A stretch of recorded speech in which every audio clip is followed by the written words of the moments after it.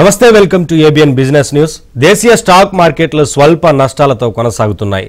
సెన్సెక్స్ నిఫ్టీలు నష్టాల మధ్య ట్రేడ్ అవుతున్నాయి. ఉదయం నష్టాల్లో ప్రారంభమైన స్టాక్ మార్కెట్లు పలు ప్రముఖ కంపెనీల షేర్లు నష్టాలను కొనసాగుతున్నాయి.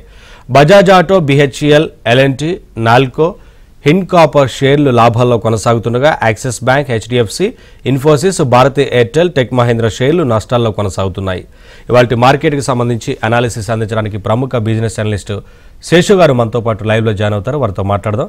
శేషు గారు నమస్కారం అండి. నమస్తే అండి.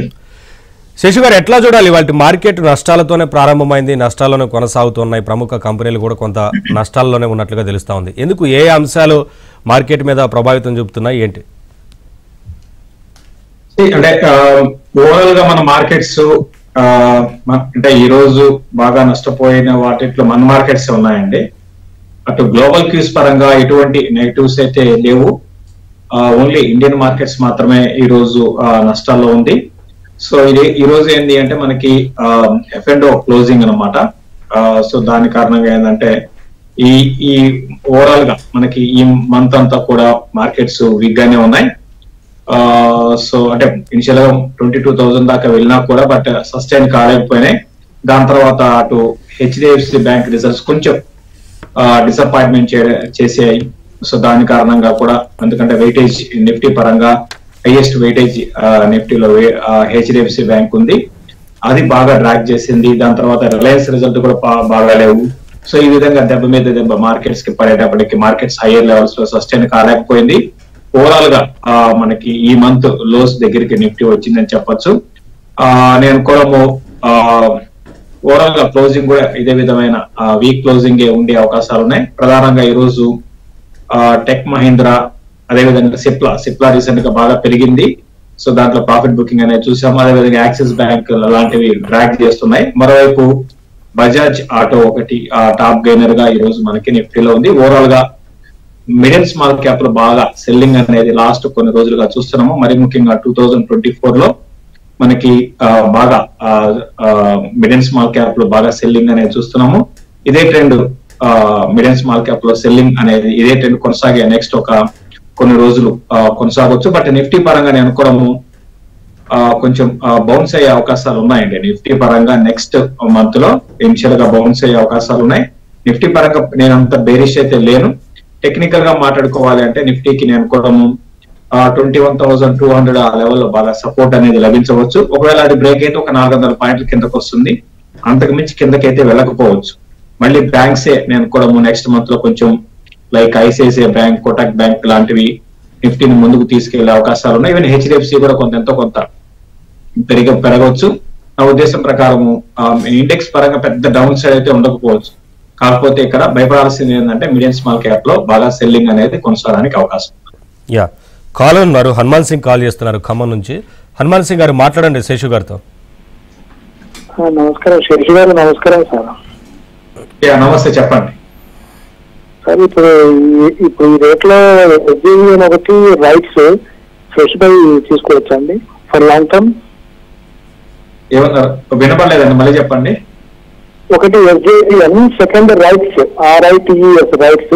ఈ రెండు స్టాక్స్ ఇప్పుడు ఫ్రెష్ బై చేసుకోవచ్చా లాంగ్ టర్మ్ కోసం సార్?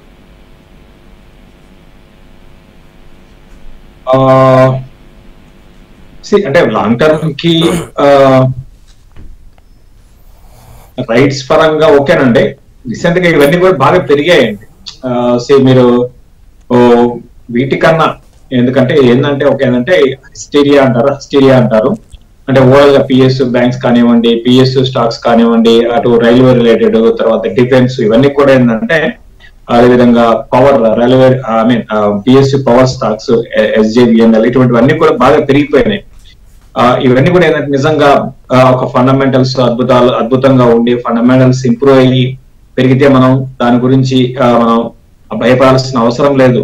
ఆ ఫండమెంటల్స్ పరంగా ఎటువంటి మార్పులు లేకుండా ఓన్లీ డబ్బు కారణంగా పెరుగుతున్నాయి అన్నమాట ఇవన్నీ కూడా. కాబట్టి ఏంటంటే లాంగ్ టర్మ్ అంటున్నారు కాబట్టి మీరు చెప్తున్నారు ఇవన్నీ కూడా ఏంటంటే కొనేసి ఏదో ఒక టైంలో ఎగ్జిట్ తీసుకోవాలన్నమాట. కాబట్టి ఈ టైంలో అంత అడ్వైజబుల్ కాదు. 2 స్టాక్స్ కొన్నాము. 2 స్టాక్స్ ఏంటంటే మళ్ళీ ట్రెండ్ 2 షార్ప్ గా పెరిగాయి.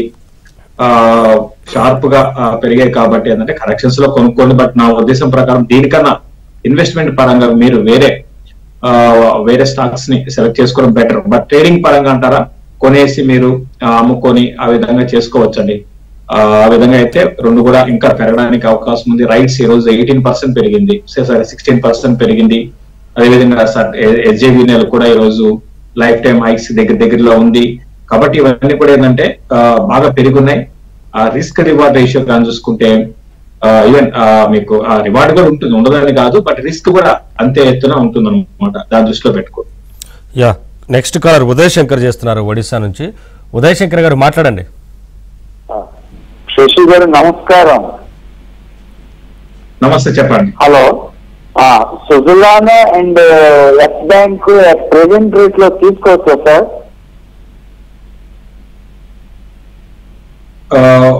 అంటే మీరు సుజలాన్, ఎస్ బ్యాంక్ రెండు కూడా ఏంటంటే మీరు ఎందుకు తీసుకోవాలి అనుకుంటున్నారంటే రీజన్ ఒకటే నాకు తెలిసి. రెండు కూడా ఏంటంటే ఒకటేమో 25 రూపాయలు ఉంది, ఒకటేమో 41 రూపాయలు ఉందని చూస్తున్నారు. కానీ వీటి వాల్యూ ఎంత ఉంది అని మీరు చూడటం లేదు. సుజలాన్ కానీ గమనిస్తే 55,000 కోట్ల కంపెనీ అండి అది. సో అదేం తక్కువ అంటే వాల్యూ పరంగా చూస్తే 55,000 కోట్లు అనమాట. అయితే ఇవన్నీ ఎందుకు పెరిగాయి రీసెంట్ గా అంటే మళ్ళీ పదే చెప్తూనే ఉంటాను, బాగా మార్కెట్ లోకి పెద్ద ఎత్తున రీటైల్ ఇన్వెస్టర్స్ బాగా వచ్చారు. దాని కారణంగా ఇవన్నీ పెరిగాయి. అగైన్ అంటే నేనేదంటే వీటికన్నా మంచి ఇన్వెస్ట్మెంట్ పరంగా రేపు పొద్దున మార్కెట్స్ లో బాగా కరెక్షన్ వచ్చినా కూడా మీకు ప్రాబ్లం లేని స్టాక్స్ చాలా ఉన్నాయి. వాటి వైపు వెళ్ళడం బెటర్. సుజలాన్ ఇంకా రిజల్ట్స్ అనౌన్స్ చేయలేదు. చూడండి, డెట్ పరంగా బాగా తగ్గింది. ఒకప్పటికి అసలు డెట్ దాదాపు లేనట్టే అనుకోవాలి. At the same time debt తగ్గడంత మాత్రాన మనకి కొనాలని కాదు, బిజినెస్ లో గ్రోత్ చూడాలండి. బిజినెస్ పరంగా గ్రోత్ చూడాలి. ఫర్ ఎగ్జాంపుల్ లాస్ట్ క్వార్టర్ గా చూసుకుంటే ఓకే, అంత గొప్పగా అయితే రాలేదు. సో ఇక్కడ ఇప్పుడు ఈ క్వార్టర్ రిజల్ట్ చూసుకుని దాని తర్వాత నిర్ణయం తీసుకోవచ్చు. ఇప్పుడు ప్రస్తుతానికి అయితే ఆగండి, రెండు కూడా కొంచెం ఆగమని చెప్తా. యా, నెక్స్ట్ కాలర్ పట్టాభి చేస్తున్నారు కర్ణాటక నుంచి. పట్టాభి గారు మాట్లాడండి శేషు గారితో. నమస్కారం అండి శేషు గారు. నమస్తే, చెప్పండి.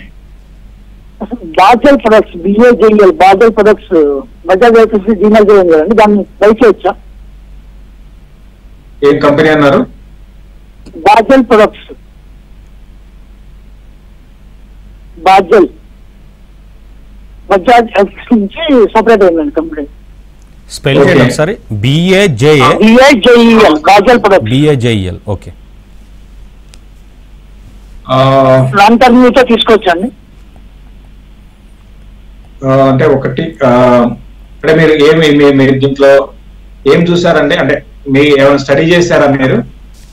అదే పవర్ ట్రాన్స్మిషన్ ఉంది కదా సార్, 2025 కి 24 hours పవర్ ఇవ్వాలని సెంట్రల్ గవర్నమెంట్ పాలసీ కదండి, దానివల్ల యూజ్ అవుతుంది ఐ థింక్ అని. ఓకే, పవర్ ఓవరాల్ గా మీరు అంటే మీరు చెప్పినది ఏదైతే ఉందో ఓవరాల్ గా నేను కూడా ఒప్పుకుంటానండి. అంటే ఇంకా చాలా ఉన్నాయి, ఇది ఒకటే కాదు, చాలా ఉన్నాయి అన్నమాట. ఇప్పుడు ఏదంటే ఇది బజాజ్ దాంట్లోంచి డీమర్జర్ ఎంటిటీ అన్నమాట. కాబట్టి దీన్ని మనకి ఎగ్జాక్ట్ గా దీన్ని ఫైనాన్షియల్స్ సపరేట్ అంటే డీటెయిల్ ఫైనాన్షియల్స్ కానీ డీటెయిల్ బిజినెస్ కానీ మనకి పెద్దగా తెలియదండి. కాబట్టి ఏంటంటే మనం ఎటువంటి నిర్ణయం అయితే నేనైతే చెప్పలేను. ఎందుకంటే నిజంగా ఒకప్పటికి ఇప్పుడు ఎలా ఉంది, మేనేజ్మెంట్ పరంగా ఎలా ఉన్నారు, ఎందుకంటే ఇదే సెగ్మెంట్ లో చాలా కంపెనీస్ ఉన్నాయి. Power transmission, power distribution companies చాలా ఉన్నాయి. సో అంటే నా పాయింట్ ఏంటంటే ఇది కూడా పెరగచ్చు, అది వేరే విషయము. బట్ డీటెయిల్ ఇన్ఫర్మేషన్ అయితే నాకైతే ఈ కంపెనీకి సంబంధించి లేదు. సో బట్ మీరు పాయింట్ ఏదైతే ఉందో ఫ్యూచర్ అంతా కూడా మనకి డెఫినెట్ గా మన ఇండియాలో నెక్స్ట్ ఒక 4-5 ఏళ్లలో ఈ పవర్ రిలేటెడ్ అంటే డైరెక్ట్ పవర్ జనరేటెడ్ కంపెనీస్ కాకుండా పవర్ రిలేటెడ్ కంపెనీస్, ట్రాన్స్మిషన్స్ కానివ్వండి, ఇటువంటి కంపెనీస్ ఈపీసీ సెగ్మెంట్ లో ఉన్నవి, పవర్ జనరేట్ చేసే కంపెనీస్ కాకుండా ఇటువంటి కంపెనీస్ కి మంచి పవర్ డిస్ట్రిబ్యూషన్ కంపెనీస్ కి మంచి ఫ్యూచర్ ఉంటుందండి. ఎందుకంటే వినియోగం అనేది ఆ విధంగా అవుతుంది. దాని మీద పాజిటివ్ గా ఉన్నాను, అంటే సెక్టర్ మీద పాజిటివ్ గా ఉన్నాను, ఈ స్టాక్ మీద కాదు. ఎందుకంటే డీటెయిల్ గా ఈ స్టాక్ గురించి మీకు కూడా తెలియదండి, ఎవరికి కూడా తెలియదు. కాబట్టి కొంతకాలం వెయిట్ చేయడం మంచిది. బట్ ఈ సెక్టర్ లో స్టాక్స్ వేరే చాలా మంచి కంపెనీస్ ఉన్నాయి. యా, నెక్స్ట్ కాలర్ వెంకట్ చేస్తున్నారు హైదరాబాద్ నుంచి. వెంకట్ గారు మాట్లాడండి శేషు గారితో, చెప్పండి. సార్ నమస్తే అండి. సార్ 1 year నుంచి టిమ్కెన్ ఇండియా హోల్డ్ చేస్తున్నాం సార్. అది కరెంట్ ప్రైస్ కు వచ్చింది, అది సెల్ చేయమంటారా, లాంగ్ టర్మ్ హోల్డ్ చేయమంటారా సార్? రెండోది ఇన్ఫ్రా సెక్టర్ లో ఎన్సీసీ అను అశోక బిల్డ్కాన్ తీసుకోవచ్చు సార్ కరెంట్ ప్రైస్ లో? ఈ రెండు చెప్పండి సార్. ఇన్ఫ్రా సెక్టర్ లో అశోక బిల్డ్కాన్, ఇంకోటి ఏంటంటే ఎన్సీసీ. ఓకే. టిమ్కెన్ మీరు చాలా అంటే 1 year నుంచి వెయిట్ చేస్తున్నారు, బట్ ఇప్పుడు ఆ రేటుకి వచ్చింది అన్నారు. ఉంచండి టిమ్కెన్ ప్రస్తుతానికి ఉంచండి. ఎక్స్పెన్సివ్ స్టాకే. అంటే ఇప్పుడున్న మార్కెట్ లో ఎక్స్పెన్సివ్ లేదంటూ ఏది లేదండి. అన్ని కూడా భారీగా పెరిగిపోయి అన్ని కూడా భారీగా ఎక్స్పెన్సివ్ గా ఉన్నాయి. మరి టిమ్కెన్ ప్రాబ్లం ఏంటంటే కొంచెం గ్రోత్ లోపించిందండి. గ్రోత్ లోపించింది. మన క్వార్టర్ బాగాలేదు. సో దాని జూన్ క్వార్టర్ బాగుంది కానీ మన క్వార్టర్ బాగాలేదు. ఇప్పుడు నెక్స్ట్ మనకి రిజల్ట్స్ ఇంకా అనౌన్స్ చేయలేదు. ఎగ్జాక్ట్ గా రిజల్ట్ డేట్ అయితే నాకు తెలియదు. చూడండి, రిజల్ట్ చూసుకొని రిజల్ట్ బాగుంటే కంటిన్యూ కాండి. ఇన్వెస్ట్మెంట్ పరంగా టిమ్కెన్ అనేది మంచి కంపెనీనే, బట్ మధ్యలో మీరు రిజల్ట్స్ ప్రతి క్వార్టర్ ఒకసారి చూసుకోండి. ఇక మీరు అడిగిన ఎన్సీసీ అండ్ అశోక బిల్డ్కాన్ గురించి అడిగారు. రెండింటి మీద పాజిటివ్ ఉన్నాను. అయితే ఆ ఎన్సీసీ అనేది పూర్తి ఇన్ఫ్రా కాదు, 50% ఇన్ఫ్రా ఉంది, 50% కమర్షియల్ బిల్డింగ్స్, కమర్షియల్ కన్స్ట్రక్షన్ లో ఉన్నారు అనమాట. రెసిడెన్షియల్ అండ్ కమర్షియల్ లో ఉన్నారు. బట్ అశోక బిల్డ్కాన్ విషయానికి వస్తే కంప్లీట్ గా ఇది ఇన్ఫ్రా కింద వస్తుంది. అన్ని రకాల రోడ్ ప్రాజెక్ట్స్ కానీ హైవేస్ ఇటువంటివన్నీ కూడా అన్నిట్లో ఉన్నారు. రెండింటి మీద పాజిటివ్ గానే ఉన్నానండి నేను, రెండింటి మీద పాజిటివ్ గానే. బట్ ఇన్ఫ్రా అనేది నెక్స్ట్ డెకేడ్ లో మన ఇండియాలో మంచి రిటర్న్స్ ఇన్ఫ్రా సెక్టర్ నుంచి మనం ఎక్స్పెక్ట్ చేయొచ్చు. నెక్స్ట్ కాలర్ రాజు చేస్తున్నారు హైదరాబాద్ నుంచి. మాట్లాడండి రాజు గారు. ఇది Tata Power good time to entry అండి, లైక్ లాంగ్ టర్మ్ కి ఒక 3-4 years కి లైక్ ఎంట్రీ కరెంట్ రేట్ కి ఎంటర్ అవ్వచ్చా టాటా పవర్? టాటా పవర్ విషయానికి వస్తే రీసెంట్ గా బాగా పెరిగింది. ఒక ఎప్పుడు లేని విధంగా, అంటే ఇన్ని రోజులు ఒక 200-220 ఉండేది. దానికి ముందు కానీ గమనిస్తే ఒక 5 ఏళ్ళు కాదండి.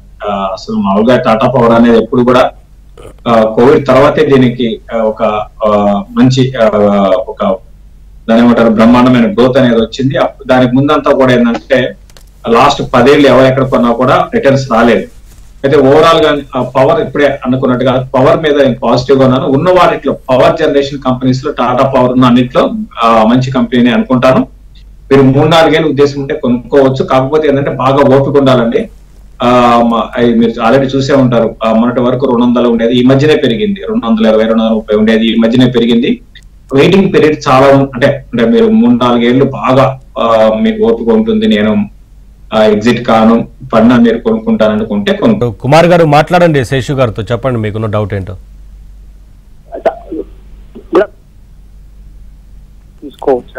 మాట్లాడండి, మీ వాయిస్ బ్రేక్ అవుతుంది. హలో చెప్పండి. కేపీఐటి ఈ కరెక్షన్ వచ్చింది కదా, ఈ రోజు ఈ రేట్ తో తీసుకోవచ్చా? చెప్పండి. కేపీఐటి ఈ రేట్ తో తీసుకోవచ్చా? నెక్స్ట్ గోద్రేజ్ ప్రాపర్టీస్ 1700 లో ఉన్నాయి, అవి ఎగ్జిట్ ప్రైస్ ఎప్పుడు? అండ్ దెన్ పూనావాలా పింకాప్ 310 లో ఉన్నాయండి, ఎగ్జిట్ ఎప్పుడు కావాలి? ఓకే అండి, ఏదో ఒక 2 స్టాక్స్ తీసుకుందాం. కేపీఐటి గురించి అడిగారు. కేపీఐటి ఎగ్జిట్ ఎంట్రీ కాదండి, ఎగ్జిట్ తీసుకోవాలి. ఫస్ట్ పాయింట్, చాలా చాలా ఎక్స్పెన్సివ్ స్టాక్. సో ఈ లెవెల్ కాదండి. నేను కూడా ఈవెన్ మీకు 1000 బిలో కూడా ఈ స్టాక్ రావడానికి అవకాశం ఉంది. సో చాలా ఎక్స్పెన్సివ్ స్టాక్ అండి కేపీఐటి. ఇన్ని రోజులు పెరిగింది అంటే దానికి డిఫరెంట్ రీజన్స్ ఉన్నాయనుకోండి. బట్ నేను కేపీఐటి మీద చాలా అంటే చాలా ఇక్కడ నుంచి చాలా డౌన్ సైడ్ ఉండే అవకాశాలు ఉన్నాయి. వన్స్ మార్కెట్ లో ఈ డబ్బు కానీ రావడం తగ్గిందంటే మాత్రం ఈ స్టాక్ బిలో, ఇంతకుముందు అన్నట్టుగా బిలో 1000 రూపీస్ వచ్చే అవకాశాలు ఉన్నాయి. వద్దు, అవాయిడ్ చేయండి. కేపీఐటిని కొనాకండి. ఇంకా ఎవరన్నా ఉంటే ఆల్రెడీ కొని ఉంటే ప్రాఫిట్ బుక్ చేసుకోమని చెప్తాను. ఇంకా పడింది కదా మళ్ళీ నేను 1500కి వచ్చినాక ప్రాఫిట్ బుక్ చేసుకుంటాను అట్లా కాదండి. మీరు ఎగ్జిట్ తీసుకొని బెటర్ ఎవరైనా కూడా. అది కేపీఐటి. తర్వాత గోద్రేజ్ ప్రాపర్టీస్ గురించి అడిగారు. ఏమడిగారు ప్రశ్న ఏంటంటే గోద్రేజ్ ఏంటి తీసుకోవాలా వద్దా అని, హోల్డ్ చేయాలా తీసేయాలి? నాకు తెలిసి సారీ ఎగ్జిట్ ఎక్కడ ఎగ్జిట్ కావాలన్నట్టుగా అనుకుంటాను. ఎగ్జిట్ తీసుకోవాలనుకుంటే మీరు తీసుకోవచ్చు అండి. ఇప్పుడు కరెంట్ లెవెల్స్ లో కూడా అంటే మీరు ట్రేడింగ్ లేదా ఏంటి అనేది నాకు తెలియదు. ఓవరాల్ గా స్టాక్ అయితే అప్ ట్రెండ్ లో ఉంది. ఇంకా ఇక్కడ నుంచి నేను కూడా ఒక 300 పాయింట్స్ పైన అంటే 2600 దాకా వెళ్ళవచ్చు. అంటే ఇదంతా షార్ట్ టర్మ్ కి, అంటే మీరు షార్ట్ టర్మ్ చూస్తే అడుగుతున్నట్లు అనుకుంటున్నాను. But at the same time 2200 అక్కడ స్టాప్ లాస్ పెట్టుకోండి. షార్ట్ టర్మ్ అయితే స్టాప్ లాస్ ఖచ్చితంగా పూనావాలా ఎగ్జిట్ గురించి కూడా అడిగారు.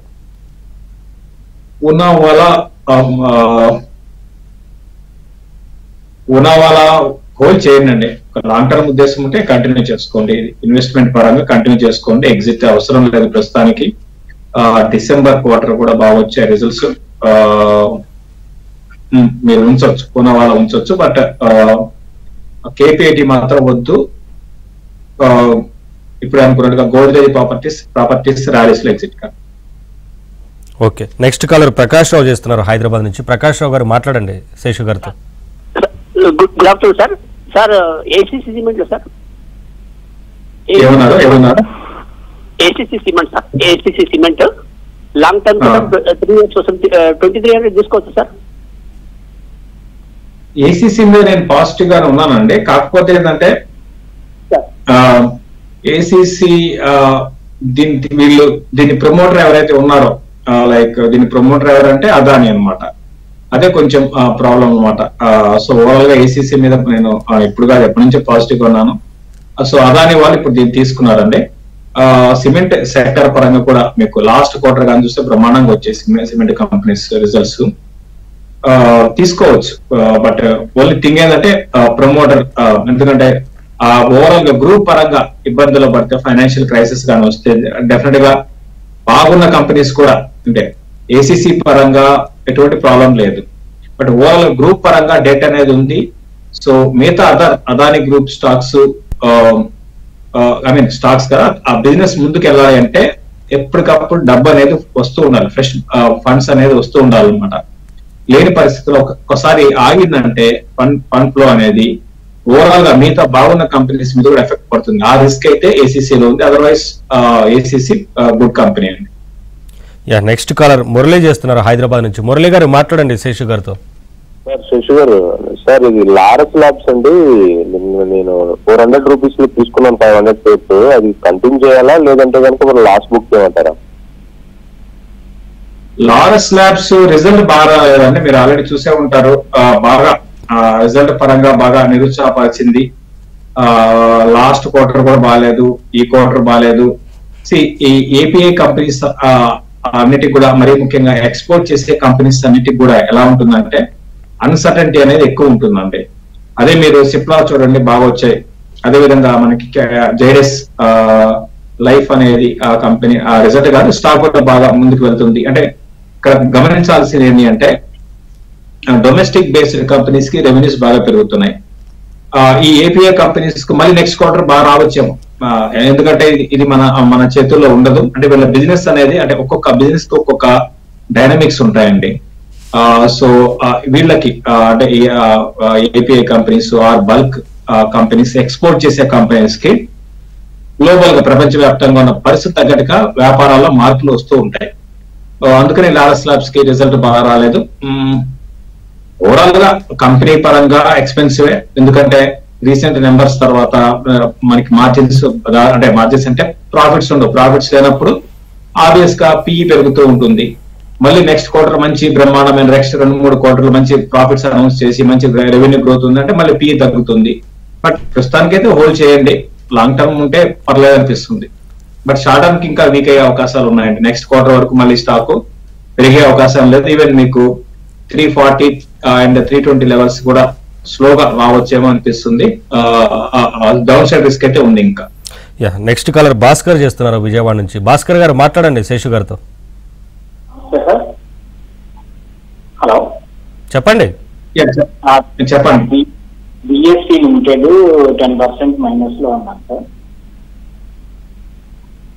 ఏ స్టాక్ అండి? బిఎస్సి లిమిటెడ్ అండి. బిఎస్సి లిమిటెడ్ 10% లాస్ అండి. 10% లాస్. అది హోల్డ్ చేయొచ్చు అంటారా లేకపోతే సెల్ చేయమంటారా? ఓవరాల్ గా మనకి స్టాక్ మార్కెట్ లో కొత్తగా వచ్చే వాళ్ళ సంఖ్య బాగా పెరిగింది. బాగా పెరగడం కాదు, రికార్డ్ ప్రతి ఇయర్ కి రికార్డు. కోవిడ్ తర్వాత రికార్డ్ బ్రేక్ చేసుకుంటూ వెళ్ళింది. ఇప్పుడు 14 కోట్ల డిమాట్ అకౌంట్స్ మన ఇండియాలో ఉన్నాయి.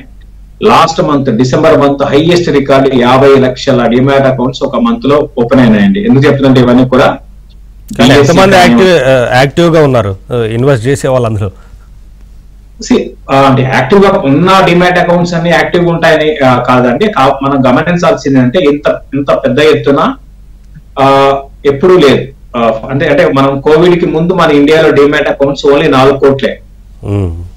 సో ఇప్పుడు ఈ రోజు 14 కోట్లు, అంటే 10 కోట్లు ఈ 3 ఏళ్లలో మనకి డిమాట్ అకౌంట్స్ ఓపెన్ అయినాయి. అది అంటే ఈ 3-4 ఏళ్లలో ఇంత పెద్ద అంటే స్టాక్ మార్కెట్ హిస్టరీ మొత్తం చూస్తే ఒక 40 ఏళ్ళు 45 ఏళ్ళు 4 కోట్ల డిమాట్ అకౌంట్స్ ఓపెన్ అయితే 3 ఏళ్లలో 10 కోట్లు ఓపెన్ అయినాయి. 10 + 4 14 కోట్లు అనమాట. అంటే ఇవన్నీ పెరగడానికి స్టాక్స్, ఇవన్నీ ఇప్పుడు మాట్లాడుకున్న స్టాక్స్, సట్లెజ్ జల విద్యుత్ కానివ్వండి, అదర్ రైట్స్ కానివ్వండి, ఇవన్నీ ఇట్లా పెరగడానికి కారణము కొత్త వాళ్ళు రీటైల్ ఇన్వెస్టర్స్ డబ్బులు వచ్చి లక్షల కోట్లు మార్కెట్ లో పెడుతున్నారు. అవి పెరుగుతున్నాయి. ఇక బిఎస్సి, సిడిఎస్ఎల్ ఇవి మొనోపలి స్టాక్స్ అంటాం. మీరు ఏదైనా స్టాక్ కొనాలంటే ఎన్ఎస్సి లో కొంటారు లేదా బిఎస్సి లో కొంటారు. అంతకు మించి మీరు వేరే ఆప్షన్ ఉండదు కదా. కాబట్టి లాంగ్ టర్మ్ ఉద్దేశం ఉంటే బాగానే ఉంటుంది. కాకపోతే బిఎస్సి కన్నా సిడిఎస్ఎల్ బెటర్ అండి. బిఎస్సి కన్నా సిడిఎస్ఎల్ బెటర్. ఎందుకంటే బిఎస్సి లో ఎన్ఎస్సి ఉన్నంత గ్రోత్ బిఎస్సి లో లేదు. ఎన్ఎస్సి కూడా మళ్ళీ లిస్టింగ్ రాబోతుంది, ఇప్పుడే టైం పడుతుంది. ప్రస్తుతానికి అయితే మీరు ఉంచండి అండి బిఎస్సి. నెక్స్ట్ కాలర్ ఉన్నారు, శ్రీకాంత్ గారు కాల్ చేస్తున్నారు కాకినాడ నుంచి. శ్రీకాంత్ గారు మాట్లాడండి శేషు గారితో. నమస్తే అండి. దేవయాని ఇంటర్నేషనల్ అండి, 211. పోకన్న 530 అండి. స్టవ్ క్రాఫ్ట్ 500 రూపాయల్లో ఉన్నది. దేవయాని ఇంటర్నేషనల్, ఇంకోటి పోకర్న స్టవ్ క్రాఫ్ట్. పోకర్న కంప్లీట్ గా ఇది ఏంటంటే ఎంతలో కొనాలండి? పోకర్న కాల్ ఓకే, పోకర్న ఎంతలో కొన్నారో చెప్పలేదు. ఇది కంప్లీట్ గా ఏంటంటే అండి, ఇది హైలీ స్పెక్యులేటెడ్ స్టాక్ అండి. Highly speculated stock. జాగ్రత్త పడి ఎగ్జిట్ తీసుకోవాలి. నిజంగా గ్రోత్ పరంగా బిజినెస్ లో అంత అద్భుతాలు అయితే లేదు. ఇంకా నెక్స్ట్ క్వార్టర్ డీగ్రోత్ అయ్యే, నెక్స్ట్ ఇయర్ డీగ్రోత్ అంటే లాస్ట్ ఇయర్ కి గ్రోత్ తగ్గుతుంది. నేనైతే పోకర్న మీద పాజిటివ్ గా లేను. బాగా హైప్ ఉన్న స్టాక్ అండి. ర్యాలీస్ లో ఎగ్జిట్ కండి. ఇంకా దేవయాని ఇంటర్నేషనల్ వీటికి కూడా ఏంటంటే రీసెంట్ గా బాగా మార్జిన్ ప్రెషర్స్ ఎక్కువైనాయి. సో నా ఉద్దేశం ప్రకారము ప్రస్తుతానికి కొంచెం దేవయాని పరంగా లాంగ్ టర్మ్ కొంచెం QSR లో ఉన్నారు. బట్ పోకర్న మాత్రం